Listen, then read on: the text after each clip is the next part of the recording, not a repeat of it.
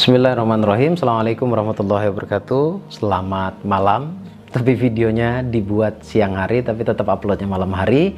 Saya say hi dulu, selamat malam buat Anda semuanya. Semoga Allah berikan kesehatan, keberlimpahan, ketenangan, serta keluasan rezeki untuk Anda semuanya. Amin ya rabbal alamin. Masih lanjutan video sebelumnya, sudah ada 2 video menjelaskan langkah-langkah awal yang harus Anda lakukan. Kita masih berbicara tentang memperbaiki bawah sadar. Ya, belum bicara tekniknya agar hidup jadi kaya, agar rezeki mudah datang ke kita. Belum masuk pada tahap itu. Tapi kita akan bicara tentang apa saja yang perlu kita perbaiki agar ketika nanti praktek itu mudah untuk dipraktekkan. Namun sebelum kita lanjut pada pembahasan berikutnya, saya ingin sampaikan 2 hal. Yang pertama, seminar online saya adakan tanggal 28 Desember, tepatnya di hari Kamis, ya, pukul 19.30 sampai selesai, sampai jam 10. Dan kali ini saya akan bahas tentang rahasia keajaiban doa, mengupas rahasia keajaiban doa, meraih keajaiban lewat kekuatan doa. Seperti apa cara-caranya? Segera ikuti dan ramaikan seminar online-nya. Dan untuk pendaftaran langsung hubungi nomor WA-nya Mbak Putri, ada di layar monitor, atau klik link yang ada di deskripsi. Itu yang pertama. Kemudian yang kedua, seminar offline saya adakan di Jakarta. Manfaatkan kesempatan ini ya, di Jakarta Selatan, tepatnya di Hotel Diraja pada tanggal 14 Januari. Seharian penuh kita seminar, kita belajar, kita praktek keilmuannya, dan materi yang akan saya angkat adalah Spiritual The Law of Attraction. Kita akan bahas kupas tuntas tentang konsep doa, kemudian kita akan bicara tentang The Law of Attraction secara spiritual, kemudian kita akan mempraktekkan atau Anda akan diterapi untuk menjadi manusia yang berlimpah dan bermanfaat untuk masa depan Anda. Segera daftarkan diri Anda. Untuk pendaftarannya langsung hubungi nomor WA-nya Mas Roni dan Mbak Putri. Nanti akan dijelaskan oleh admin. Baik teman-teman, lanjutan dari video sebelumnya. Video pertama saya bahas tentang uninstall pikiran bawah sadar. Uninstall bawah sadar pikiran, ucapan, perasaan, tindakan. Yang kedua, menemukan mental block sampai benar-benar clear. Kemudian yang ketiga, ini kita akan bicara masih seputar tentang hati yang disebut dengan luka batin. Nah, luka batin ini sangat-sangat menghalangi kita untuk menjadi manusia yang berlimpah. Kenapa? Karena luka batin itu energinya negatif. Luka batin itu macam-macam ya. Ada luka batin konflik yang mencakup kebencian, dendam, masa lalu, kemudian kekecewaan, kemudian ya mungkin karena faktor pernah dibully lalu kecewa ya. Kemudian juga selain luka batin konflik itu ada yang disebut dengan luka batin finansial. Nah, luka batin finansial ini sudah saya bahas di video sebelumnya. Nah, kali ini saya akan bahas tentang luka batin konflik. Pengaruhnya sama, dampaknya sama, ya, dampaknya sangat sama. Nah, dampak yang dimaksud adalah sulit untuk menjadi manusia yang bahagia, sulit untuk menjadi manusia yang berlimpah, sulit pula untuk menjadi kaya. Jangankan untuk kaya, kaya itu kan definisi yang paling umum adalah banyak uang ya. Kalau kita punya luka batin, kita akan terus dalam keadaan yang sial. Kita akan terus ketemu sesuatu hal yang bisa menyakiti kita. Itu kenapa dalam keilmuan dan kepada siapapun Anda belajar, tidak bisa kita menyalahkan eksternal. Semuanya tergantung diri kita. Itu kenapa dalam prinsip The Law of Attraction itu tergantung kitanya, bukan tergantung orang lain. Setiap apapun yang datang kepada kita itu karena hasil dari tarikan kita.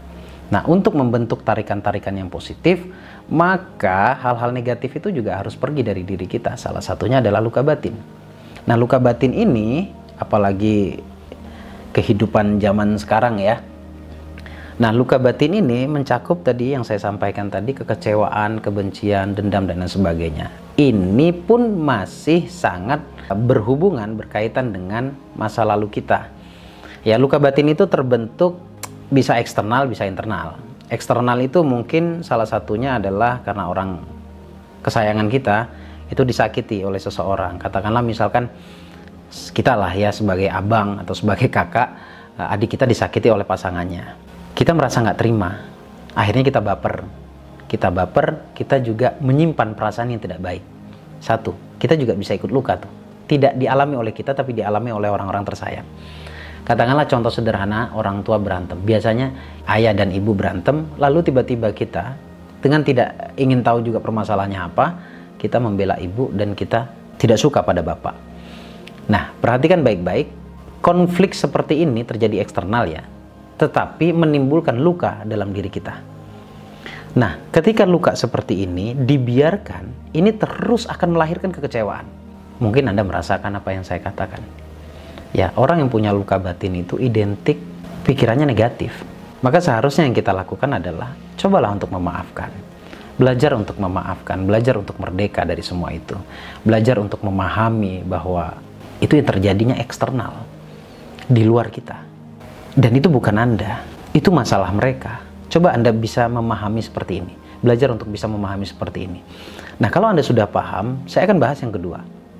Luka batin secara internal, artinya itu terjadi di diri kita. Kitanya langsung yang disakiti. Kalau kitanya langsung yang disakiti, ini lebih dalam daripada yang tadi. Ini lebih dalam. Nah, solusinya sama dengan memaafkan, berdamai dengan diri sendiri, berdamai dengan masa lalu. Semua yang saya sampaikan ini sangat berhubungan dan berkaitan dengan masa lalu. Oke, ini lebih parah, lebih dalam daripada eksternal tadi. Yang saya katakan ini terjadi pada diri kita. Bisa jadi konflik dengan orang tua, Anda diperlakukan tidak layak oleh orang tua. Ya, layak itu sebenarnya tergantung sudut pandang ya.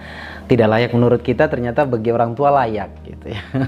Dan saya minta Anda benar-benar menyadari ya, orang tua memperlakukan kita tidak baik, sebenarnya itu pun bukan kemauan dia.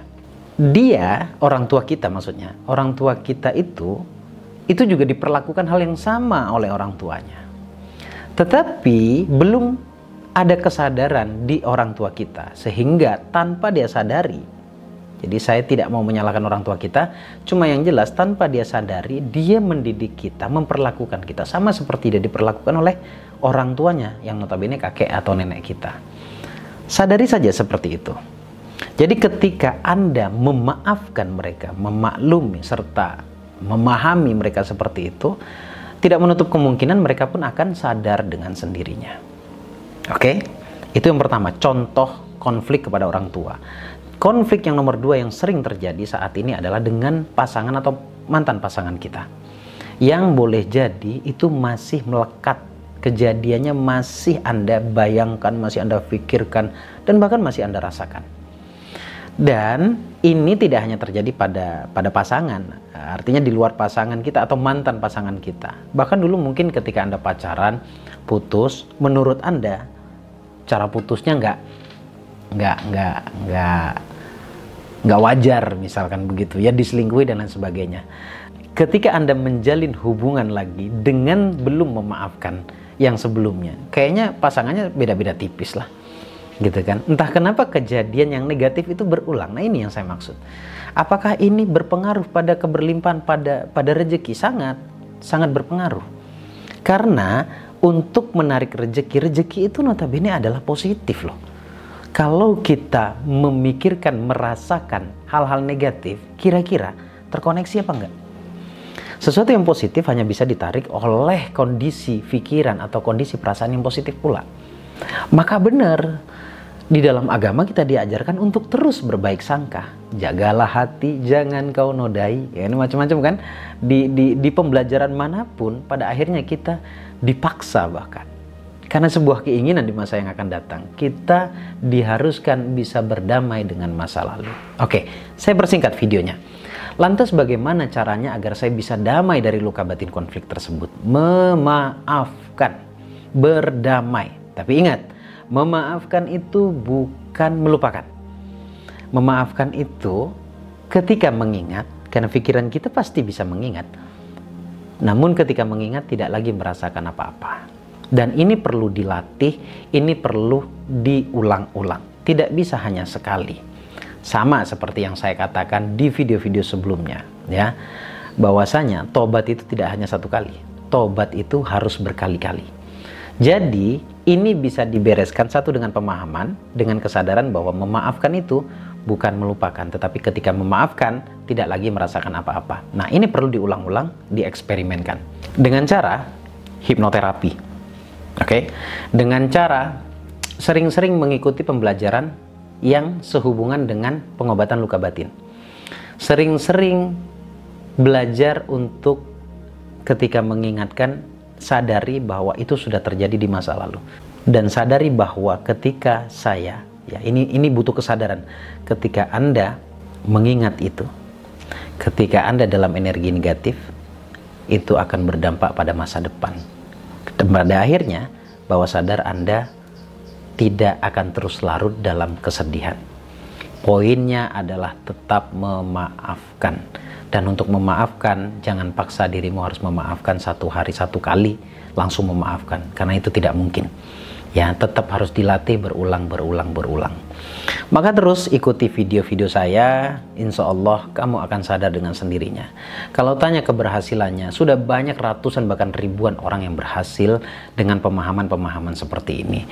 Dan bahkan dengan tidak ikut seminar pun tidak masalah. Ikuti terus channel YouTube, insya Allah pun akan terus ada perubahan. Ya, karena pembahasannya terus makin hari semakin dalam. Tapi kalau misalkan mau mendapatkan materinya, mau mendapatkan penjelasan khusus urut serta solusinya, serta terapinya juga, ya Anda perlu untuk mengikuti seminar atau kelas yang saya adakan. Dan untuk informasinya, kalau Anda berminat, silakan langsung hubungi nomor WA yang tertera di layar monitor atau hubungi admin, nanti akan dijelaskan di sana. Sudah banyak banget yang mendapatkan manfaatnya, karena setiap kebaikan itu pasti akan melahirkan kebaikan pula. Jadi semuanya kembali ke diri Anda. Tahapan ketiga yaitu beres dari luka batin, tahapan kedua beres dari mental block, tahapan pertama yaitu uninstall pikiran bawah sadar. Dan saya sudah jelaskan 3, nanti akan ada penjelasan berikutnya. Pokoknya terus follow, terus ikuti saja setiap postingan yang saya upload di channel YouTube ini. Terima kasih, semoga bermanfaat. Saya Bagus Baraja. Assalamualaikum warahmatullahi wabarakatuh.